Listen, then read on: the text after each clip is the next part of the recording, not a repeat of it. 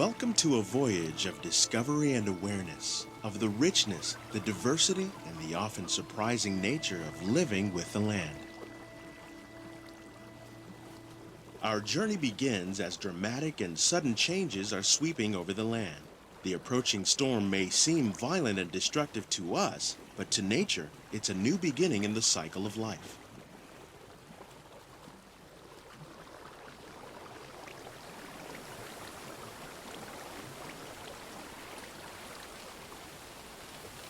Beneath the surface of the land, roots trap water from the flowing mud, extracting precious nutrients and minerals.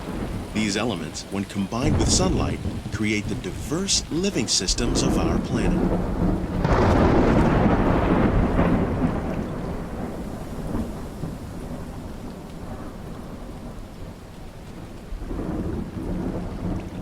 One of those living systems is the rainforest, home to the most amazing concentration of life on our planet.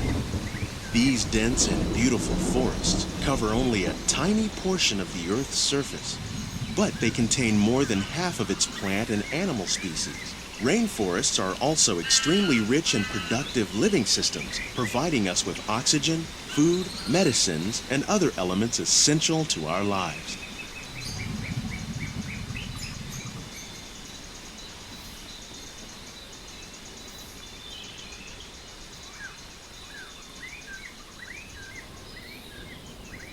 In the desert, nature has created a very different, but no less beautiful living system. And while this arid landscape may seem lifeless, it is very much alive. The plants and animals that have learned to survive in these harsh conditions make use of what little water they can find and avoid the scorching rays of the relentless sun.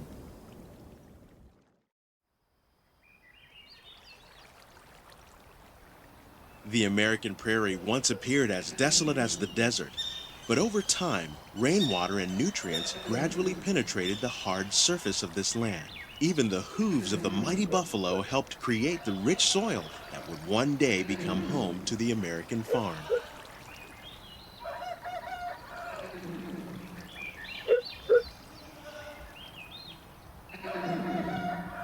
Of all the forces at work on the land, humans have had one of the most profound effects. The need to produce food for a growing world led to the enormous use and sometimes overuse of the land. In our search for more efficient ways to grow food, we often fail to realize the impact of our methods. Today, we're learning to live with the land, discovering better ways to grow food that will assure both human and environmental well-being. In Japan, we're learning that by adding composted leaves and other plant material to our soil, we can reduce the need for fertilizers.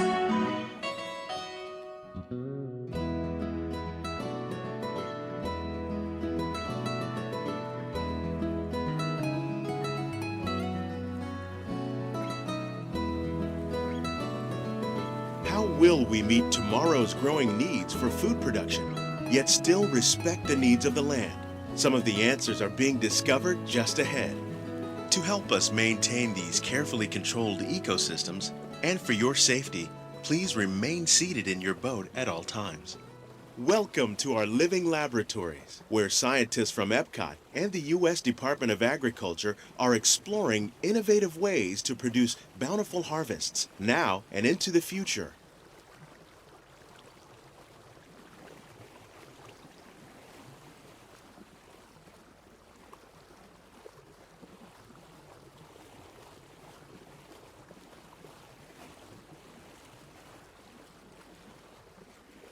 The tropics are home to the greatest diversity of plants on the planet.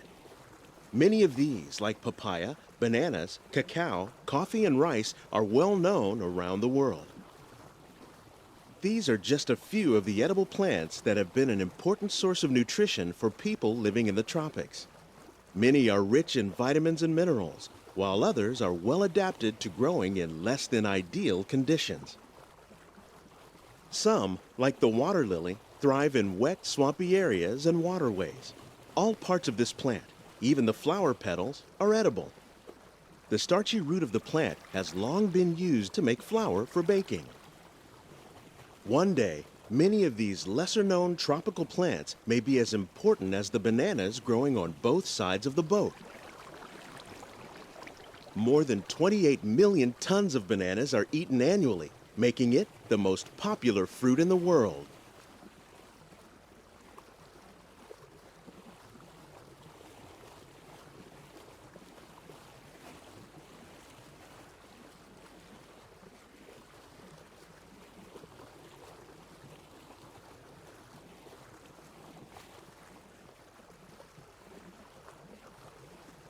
When we mention farming, you probably don't think of fish. But fish farming, or aquaculture, accounts for nearly half of all the seafood consumed globally. Tilapia, bass, and catfish, like the ones you see here, are three of the more popular crops raised by fish farmers. The sustainable system we're using here recycles the water in the tanks. As a result, we're able to save millions of gallons each year. Our small fish farm produces nearly 5,000 pounds of fish each year to serve in restaurants around Walt Disney World. Innovations like this one can play an important role in our efforts to produce bountiful harvests and still protect natural resources.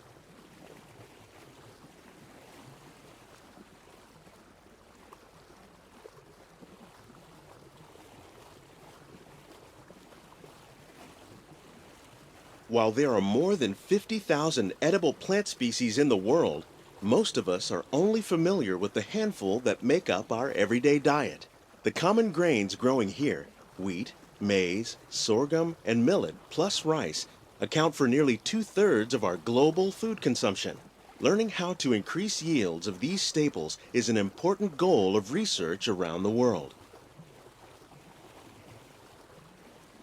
These plants are definitely on their way up. Innovative growing techniques like these increase yields while more efficiently using resources like water, fertilizer, and pesticides. Another innovation at work here is our integrated pest management program. By populating our greenhouses with beneficial insects that prey on harmful pests like aphids and flies, we are significantly reducing our reliance on conventional pesticides.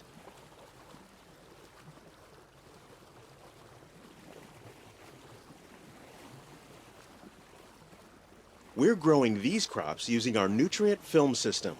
This technique precisely controls and recycles water and nutrients. With it, we can produce over 27,000 heads of lettuce a year in this one small area. Some of our best ideas have been inspired by nature, like these fruit and vegetable trees. By growing these ground plants vertically, we can increase yields and better control diseases. These crops taste as good as they look. In fact, we serve more than 15 tons of produce from our greenhouses in restaurants here at the land every year. The future of agriculture may include innovative ideas like this vertical growing system. Plants grown in this way use a fraction of the space required by traditional growing methods. That saves water and increases production. The aquaponics system on your left combines hydroponics with aquaculture. The fish provide a natural source of fertilizer for the plants, and the plants help keep the water clean for the fish. It's another great way to produce more while using less.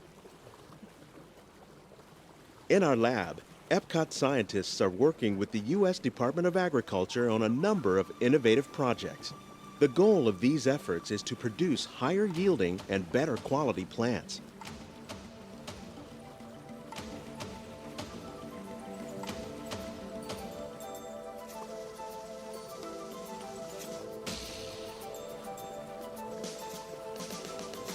These greenhouses represent just a fraction of the work being done worldwide to produce bountiful harvests for our growing population. Scientists, farmers, and even backyard gardeners are doing their part to improve the quantity and quality of foods that we all rely upon. Together, we can continue to find more ways to increase food production and protect our precious natural environment. Only then will we truly be living with the land.